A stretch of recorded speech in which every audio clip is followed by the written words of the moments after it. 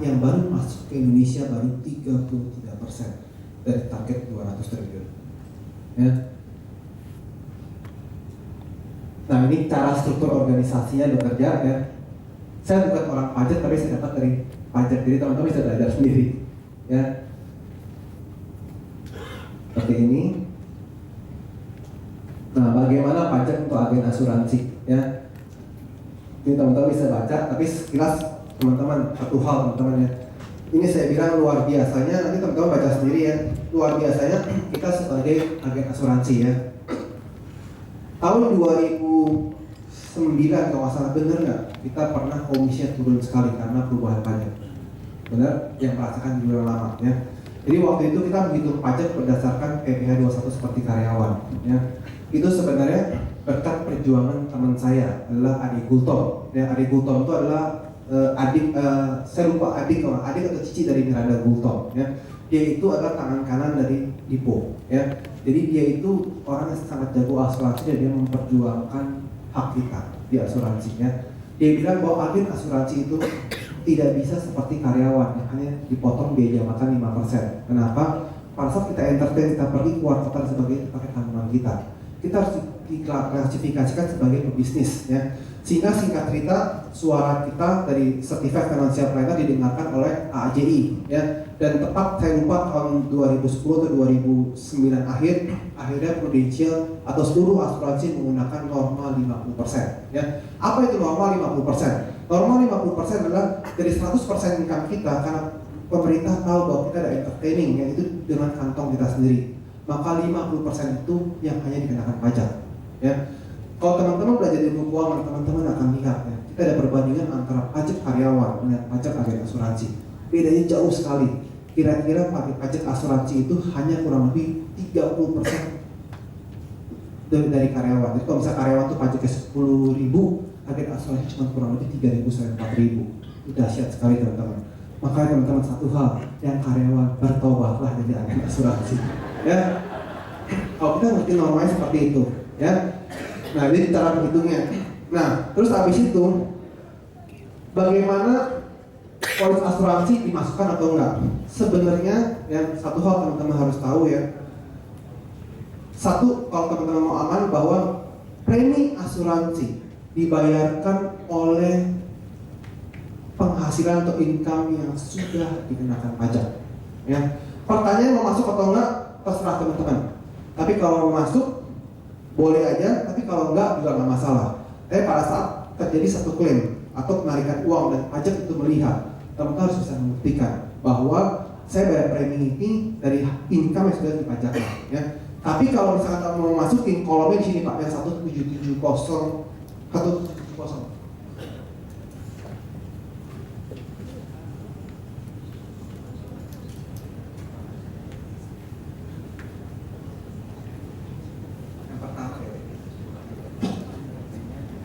Ada koreksi fiskal teman-teman ya. Koreksi fiskal itu sesuatu yang dikreditkan sebagai bukan objek pajak.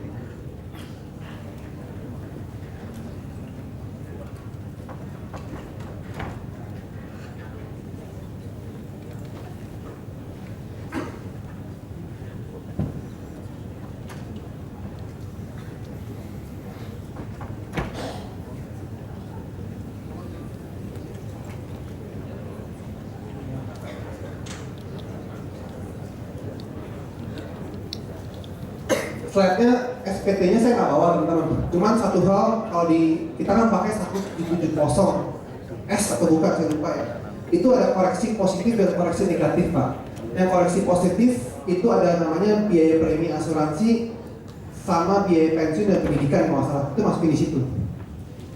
Tapi kalau misalkan nggak mau dimasukin juga apa-apa. Yang penting pada saat laporin pajak, teman-teman harus bisa buktikan bahwa premi asuransi dibayar oleh income yang sudah dikenakan pajak. Seperti itu, jawab ya. Jadi siapa yang tanya Pak? Jawab ya. Ada lagi?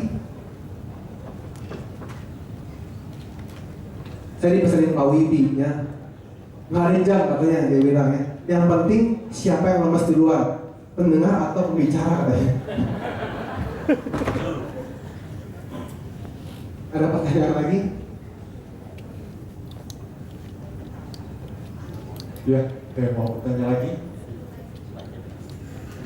Jadi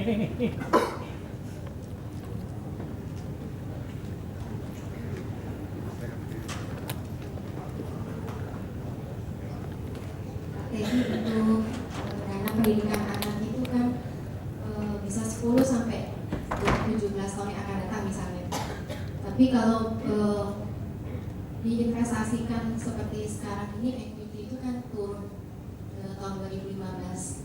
Gimana dananya nasabah itu pada saat dia mau cairkan ternyata minus? Oke, sebenarnya tidak ada yang bisa menjamin satu investasi itu bakal tercapai goalnya, ya. Cuma satu penanganan, kalau mau lebih aman Bu, saya sudah tahu fund manager Prudential yang bisa melakukan rebalancing method. Rebalancing method itu istilahnya menstabilkan keseimbangan. Jadi kalau misalkan tadi 50 juta di equity, 50 juta di obligasi, pada saat tadi 50 juta jadi 60 juta dia akan seimbangkan lagi. Itu namanya rebalancing method. Ya, itu jadi gini, hukum investasi atau cara berinvestasi yang paling bagus adalah melakukan dua hal. Yang pertama adalah dollar cost of hedging, melakukan penyetoran setiap bulan secara merata. Yang kedua adalah namanya rebalancing method. Itu dua faktor yang harus dilakukan. Cuma kalau saya jelasin satu-satu sampai subuh teman-teman. Ya, itu ada teorinya. Ya. Nah, satu fund yang saya lihat Prudential yang melakukan manajemen seperti itu, dollar cost of hedging dan rebalancing method adalah Managed Fund Plus. Managed Fund Plus. Ya. Sebaiknya dimasukkan di Managed Fund Plus. Bukan saya bilang sebaiknya. Kalau saya pakai Managed Fund Plus karena itu satu fund manager yang istilahnya melakukan dua hal itu. Jadi sehingga lebih stabil. Cuman kalau nasabah ini masih 20 tahun lagi atau 15 tahun, 18 tahun lagi, saya sih cenderung equity fund plus. Karena saham sebenarnya kan kayak sekarang indeksnya saya nggak tahu hari ini terakhir saya lihat 5.100 sekian. Tapi yang pasti saya bilang pada saat ketemu nasabah, lihat profil risikonya dulu. Jangan sampai nasabah ini punya profil risiko sedikit-sedikit takut uangnya hilang. Nah kasihlah obligasi. Jangan sampai kita kayak diubur-ubur terus atau manage fund. Dan tadi saya bilang tujuan investasi kan tujuannya jangka waktu dan profilnya. Yang paling penting profilnya sih. Jadi dikombinasi antara fixed income dengan equity itu bisa juga ya Pak? Bisa, tapi maksudnya kalau mau aman, ya, yang lebih aman saya teliti managed fund plus saya masukin 100%. Itu satu fund manager yang melakukan rebalancing method dan dollar cost of hedging.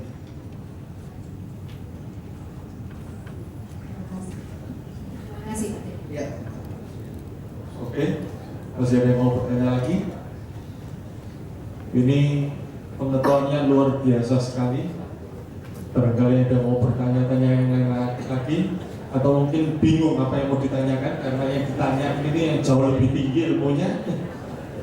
Teman-teman, banyak sekali orang tanya saya, kenapa setiap handling obligation saya bisa jawab secara finansial? Ya, bukan saya pintar teman-teman. Ya, saya di asuransi sudah 10 tahun. Ya, saya belajar ilmu keuangan 2008 dan saya baru bisa mengaplikasikan ilmu itu tahun 2012. Ya, dan saya baru bisa mengaplikasikan sempurna di tahun 2014-2013 akhir. Ya, jadi butuh waktu kurang lebih 7-8 tahun untuk mengaplikasikan hal itu. Dan saya juga melakukan permainan juga. Permainan apa? Obligasi saya ikut juga supaya tahu obligasi seperti apa atau saham seperti apa. Ya, karena misalkan kayak obligasi ya, saya cerita dikit tentang fund manager Prudential ya.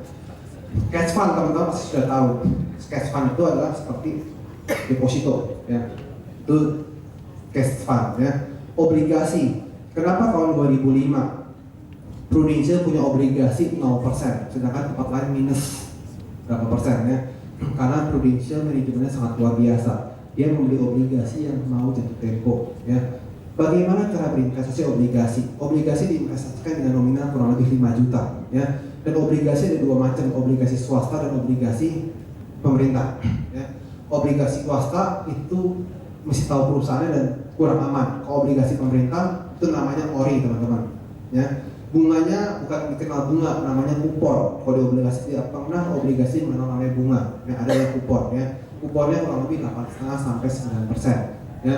Kalau syariahnya namanya sukuk teman-teman. Nah, obligasi kerjanya seperti apa? Pada saat teman-teman beli obligasi 5 juta rupiah ya, biasanya jangka waktu hutangnya adalah 3 tahun sampai 5 tahun ya.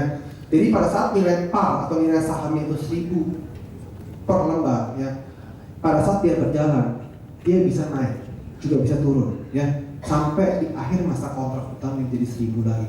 Nah, apa yang menyebabkan obligasi itu bisa naik atau turun? Misalkan, ya, obligasi seperti ini, teman-teman punya dana, ya, saya itu mau membanggakan negara, ya, daripada teman-teman terdeposito dan saya pinjam ke bank, saya bilang sama teman-teman, udah masukin uang ke saya aja, ya, dimana saya akan buat surat perjanjian berupa obligasi, dimana kalau teman-teman invest di bank cuma 6%, saya akan kasih 9%, itulah obligasi. Daripada saya pinjam modal usaha di bank 12%, jadi win-win solution. Pertanyaannya, kalau saya lari hilang nggak? Hilang, ya. Sehingga saya bilang main obligasi jangan pernah main yang swasta, agak resiko. Tapi kalau pemerintah mungkin nggak kabur, nggak mungkin. Ya, kecuali pemerintahnya kolaps kayak negara Siprus, ya, di Yunani, ya. Nah, pada saat misalkan berjalannya waktu, ada satu sisi, misalkan teman-teman dapat berita, oh saya ini, negara ini mau investasikan sesuatu yang berkembang bagus, ya, otomatis isunya bagus. Misalkan nanti akan ada kereta dan sebagainya membuat investasi itu naik, ya, sehingga nilai pasar nilai jual saya naik. Yang tadi 1000 mungkin 1500, ya. Dan di saat itulah kalau teman-teman jual obligasi, teman-teman butuh pokoknya. Tapi misalkan ada berita lagi, oh saya ini ternyata investasi di barang-barang yang bahaya ilegal, sehingga kalau ketahuan pemerintah bisa hilang, ya, otomatis risiko itu jelek, nama saya jelek, sehingga obligasi itu dilihat pasar, obligasi nilainya akan turun. Di saat itu namanya diskon, kalau yang naik namanya premium, ya. Jadi kalau obligasi itu seperti itu gambarannya, untuk pengetahuan aja.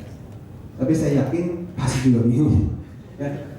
Kayak kemarin waktu saya prospek malam itu, yang saya prospek itu adalah pemain saham, teman-teman, ya. Jadi saya masuknya pun kenapa dia bisa membuka oke, dia bilang lu hitungin, ya, karena saya masuk dari saham dulu, ya. Waktu dia main saham, dia bilang, oh saya main saham nih, saya senang main saham. Banyak dari kita teman-teman pada saat nasabah main saham, dia bilang, Pak, saham itu beresiko, ya. Dia pun bilang, ya, agen asuransi yang kenal sama gua, dia bilang, baru satu-satunya kamu, dia bilang, yang bilang saya setuju bermain saham. Yang lainnya dia bilang, lu bermain saham resiko pindahin ke gua, ya. Kok aneh bisa begitu, ya? Ya bener Pak, saya bilang, orang kan nggak selalu tahu namanya saham, ya. Terus saya pancing-pancing lagi, Bapak saham pakai sistem apa, fundamental, technical, ya kan? Kalau teman-teman tahu, kalau pakai technical itu ada namanya stochastic, Bollinger sama MACD, ya. Jadi waktu itu saya ngomong sama tentang saham sampai jam setengah 12, terus supir Uber datang, teman-teman. Terus dia bilang, oke lah, pokoknya gue udah ngerti kira-kira ini produk bagus luar biasa, lu hitungin, nanti udah selesai, lu kasih tau gue, lu balik Surabaya kapan gue medical, katanya gitu.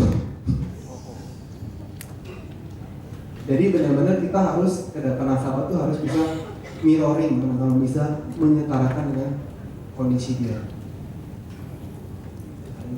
Oke, semakin definisi yang dengerin itu sangat bingung mau kepeluan apa enggak ini, ya, antara kagum atau mungkin ya nggak cocok, ya, teman-teman. Harusnya kita ini bersyukur, ya, para JJ kita ini mengundang seseorang Artedi yang luar biasa, ya, dan mau berbagi ilmunya tanpa harus dibayar sepeser pun, bukan gitu ya Pak, ya? Ya, kalau kita mau mengucapkan bisnis ini luar biasa, beliau sudah jauh-jauh dari Jakarta, 2 minggu sudah nggak menginjakkan Jakarta, ya Pak, ya, tadi saya dengar 2 minggu udah nggak menginjakkan Jakarta. Iya, kadang-kadang saya juga, teman-teman, saya bingung saya bangun di mana, teman-teman. Sampai sebegitunya. Jadi please teman-teman, kita dari bisnis luar biasa dengan lingkungan yang luar biasa, ya. Ilmu dibagikan tanpa mengalahkan seorang guru, ya, tanpa panggil bener Pak tadi ini, ya. Tidur di mana ya nanti mungkin bisa tidur di rumahnya Pak Wibi atau ya, ini juga mungkin bisa berubah-ubah Pak nanti, ya Pak, ya. Oke, alangkah baiknya kalau terima kasih, kita berikan aplaus yang luar biasa untuk Artedi.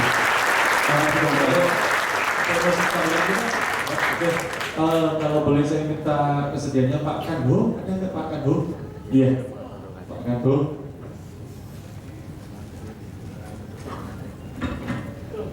Ini ada sedikit souvenir dari 7 agensi yang mengundang Pak Artedi. Ini ada yang, oh ya, kameranya udah langsung coba langsung di situ. Oke, kita berikan close. Terima kasih untuk Mr. Anthony. Oke, terima kasih banyak Pak Anthony.